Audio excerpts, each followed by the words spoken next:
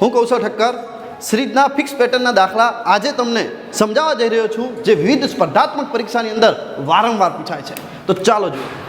અહીં નીચેનો તફાવત એક ઉપર દેખાય છે તો નીચે લખવાની જરૂર નથી, ડાયરેક્ટ લખીશું બ્રેકેટની અંદર 1 પહેલી સંખ્યા માઇનસ 1 ભાગ્યા છેલ્લી સંખ્યા. હવે 10 એકા 10 માઇનસ 1 એકા 1 ભાગ્યા 10 એટલે કે 10માંથી 1 જશે એટલે કે 9 ભાગ્યા 10 ઇઝ ધ રાઇટ આન્સર.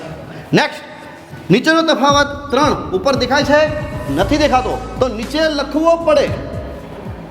પછી એની જ સિસ્ટમ 1 ભાગ્યા પહેલી સંખ્યા માઇનસ 1 ભાગ્યા છેલ્લી સંખ્યા એટલે કે 1 ભાગ્યા 3 58 એકા 58 માઇનસ 1 એકા 1 ભાગ્યા 58 એકા 58.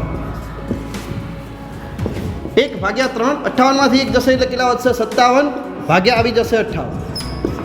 19 તરી 57 એટલે આપણો જવાબ થઈ જશે 19 ભાગ્યા 58.